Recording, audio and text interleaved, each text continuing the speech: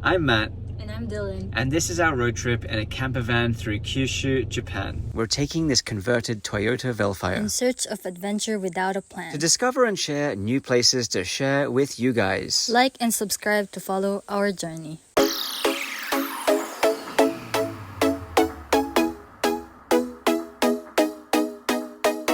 Happy travels!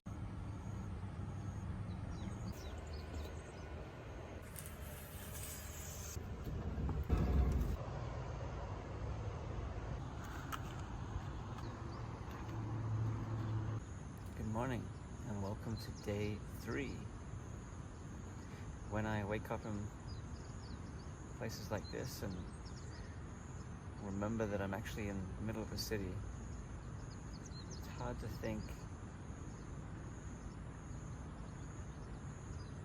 that a place like this can be so quiet.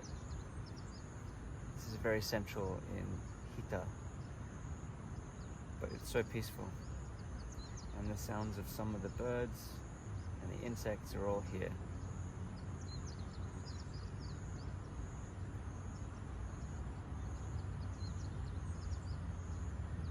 It's so incredible that Japan is a safe space where you can do things like this and sleep out in the camper. You could camp here in a tent and nobody will disturb you. It's usually the same 99% of the time as well in Australia.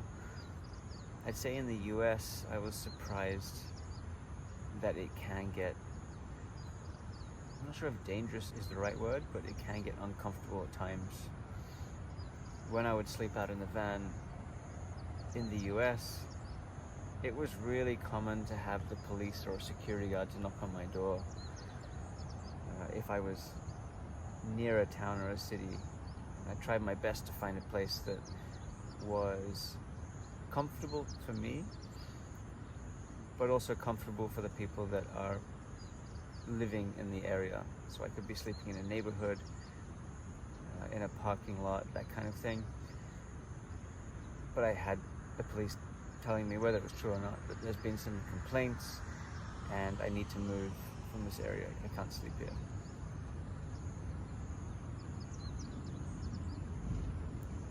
So being in a place here where if you fall asleep in, say, even in a parking lot, in 7-Eleven, in a convenience store, it's very common to just pull up and sleep for 20-30 minutes.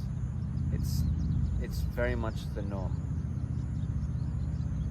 You'll find, especially someone like a taxi driver, when I lived in Kyoto, I could see at the area I was living in, it was the space for taxi drivers to come and pull up at that park and sleep for a little bit.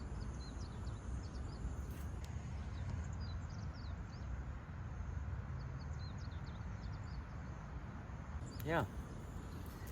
So I'm very grateful that Japan offers this safe space through most activities that you do.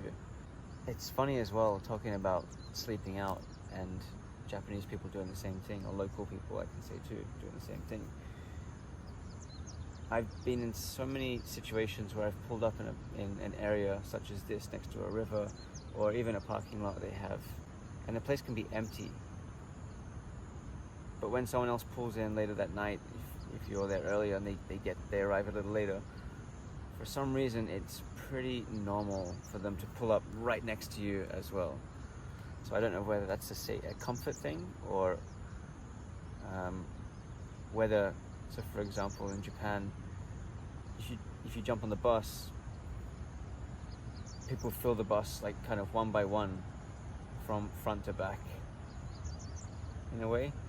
So it's like methodical, or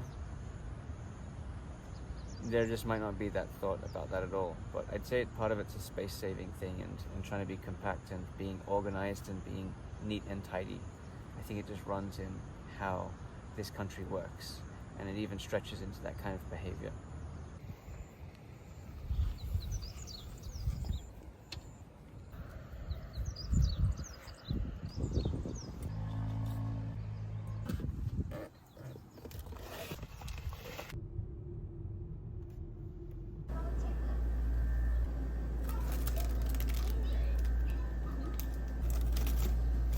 go with a classic palm.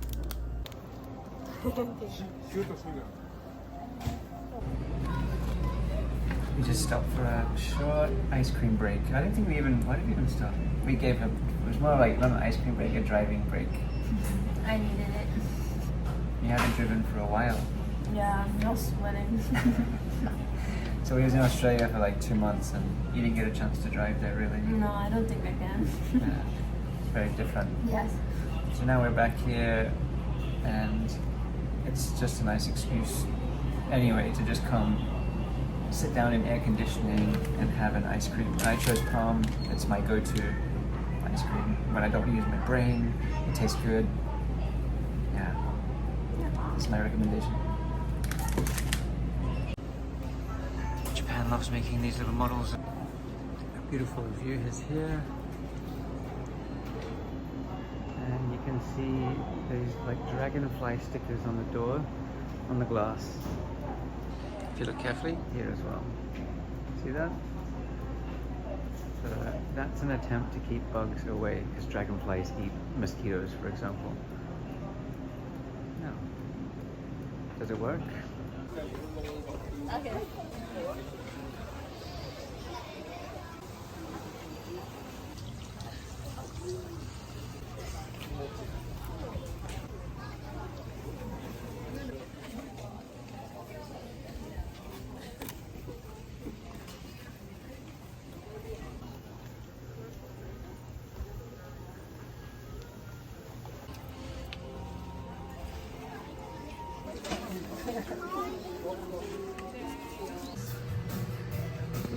Always have to get soft cream. Yeah, so hot. You're not surviving this heat.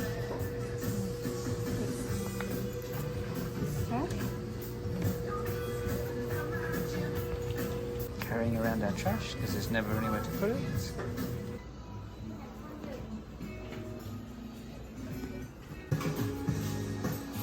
Size of this bee. Don't eat the bee. Just off of that tourist road we just were on is this Akiya, an abandoned house. It's literally like, it's right underneath this beautiful mountain in Yufuin, one of the most popular tourist destinations in Kyushu. This house, you can see in the door there, it's open. It's not lived in, it's not occupied. Right here under this mountain, next to this beautiful shopping street we've been walking down. Look at that, you have your own stream running right through here, and this leads down to a beautiful small lake.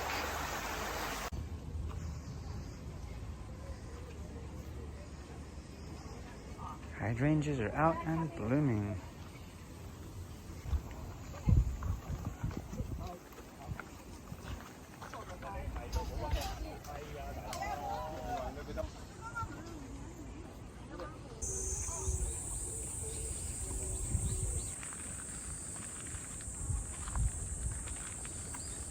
Here in Yufuin, it's a little bit different to a lot of the other parts of Kyushu because it's one of these top 1, 2, or 3 destinations right next to Beppu Onsen, and you get a lot of tourists coming over directly from China and from Korea. So in the videos that you'll see as I'm putting there of the surroundings, walking through the streets, a lot of these tourists, this is a Saturday, and a lot of these tourists are a mixture of course, local Chinese, local Japanese, and then Chinese and Koreans. When we're walking down the streets, I'm mostly hearing Chinese and Korean. It might be, not to say Kyoto isn't as popular for these people coming over from Asia, but they can come directly to the southern part of Kyushu, and you start to see that a lot more. The good thing for us, where we're trying to get off this beaten track and move around different parts of Kyushu, is these tourists tend to mostly go to those hotspot destinations, which leaves a lot of Kyushu untouched.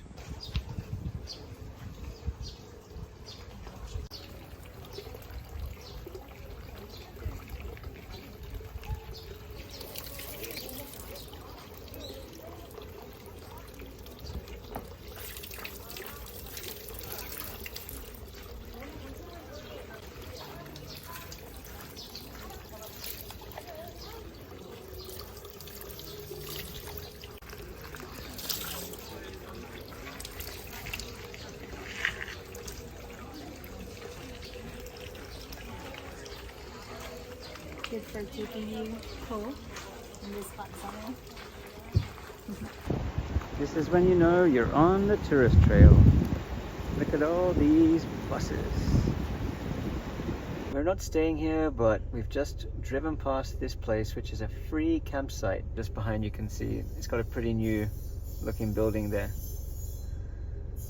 And then when I look across here, there's a beautiful view. And that looks like a ski mountain there. And over here is this cool looking hotel. Some nice eye candy for your free camping. This is also an onsen hot spring, so you can easily camp here comfortably and then you can bathe in a hot spring. We ended up pulling over to check out this free campsite because it just looked really cool. We do see free campsites like this, so I wanted to share that. But this one is exceptional. It's really pretty, all of this space. But there's a few extra things here that you definitely wouldn't see usually. Now this is pretty normal. We have just a washing area here. But as we go around the corner, and apologies if there's a lot of wind here, this is where it gets a little bit different because I haven't seen many campsites, free campsites, or campsites that has its own barbecue pit, like so, and a wood fire pizza oven. Very cool. I'm gonna even leave this here.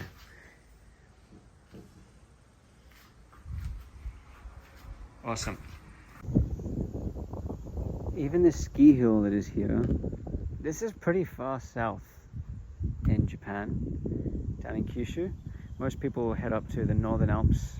The internationals will head to the Northern Alps and say Hakuba, Miyako Kogen, Nozawa Onsen, Shiga Kogen, that kind of thing.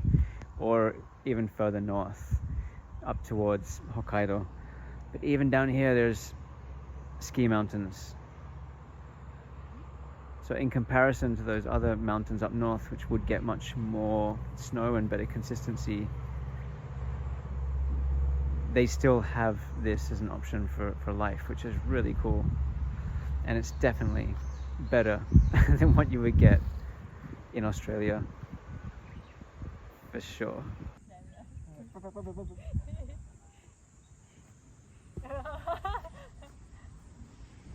No.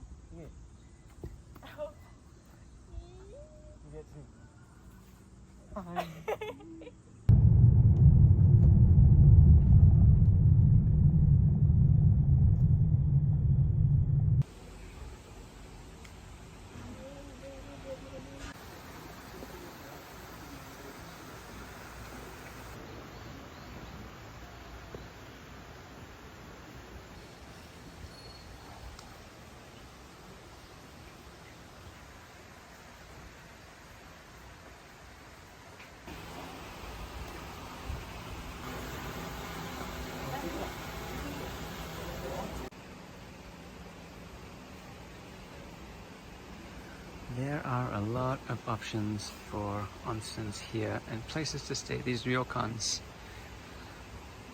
Japanese style hotels.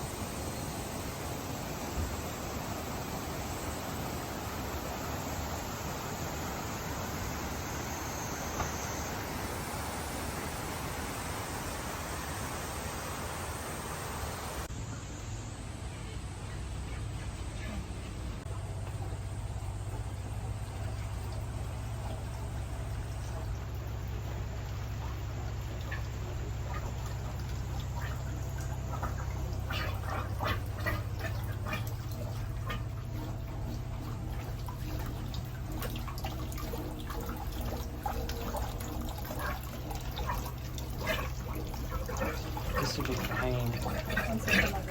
Eggs. Been cooked. Yeah.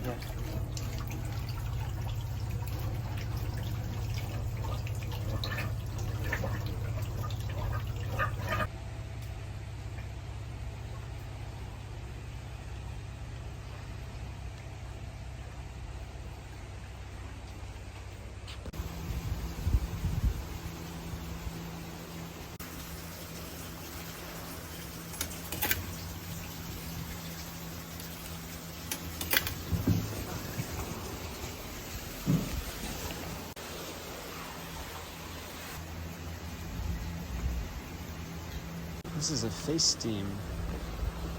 You just put your face over here, and hot water steam does the rest.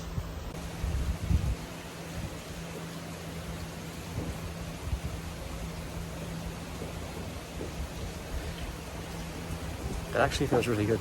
I think I can smell this cedar as well. It's like it comes out with the steam.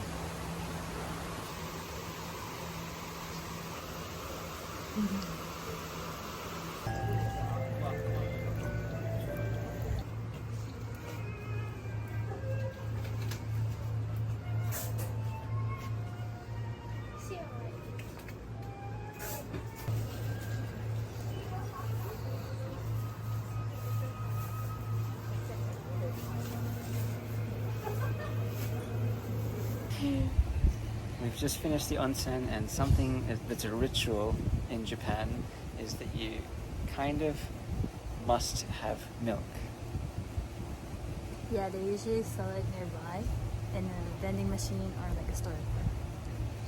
It's not really like it's not a ritual, but it's very, very popular to drink milk because milk cools you down. I've actually got the added bonus of having an ice cream as well. This one is local milk. It's the recommended product. Everywhere in Japan has something recommended. It's usually in an onsen town. There's always a recommended milk. We're gonna take the local milk. So it's only like 6 p.m. and we're already done. We're gonna keep driving on to wherever we're going to. Started with a peaceful morning, waking up next to the river. Moved on to Yufuin, the small town. Oh yeah. Yeah, we had the honey soft cream. Yeah, that was good. That was a good choice. Walk around the pond. Yeah, just kind of feel out what that town was like. And it really reinforced that there are a lot of people traveling around in different areas of Japan still on this kind of tourist trail. So I'm liking that we're moving a little bit further away from that. Then after that we went to Kurokawa Onsen. Had a nice onsen for 200 yen, 200 yen.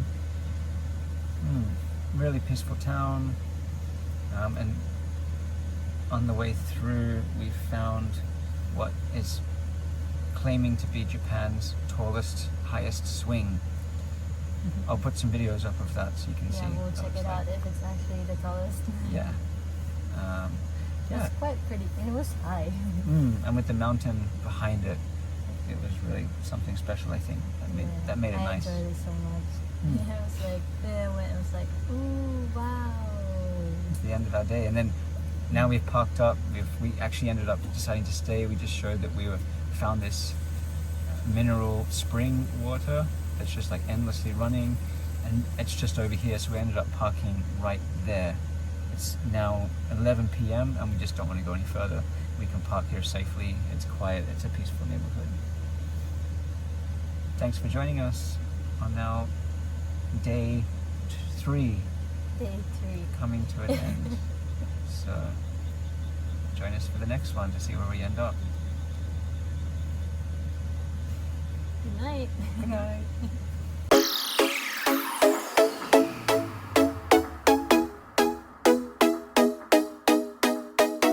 Happy travels!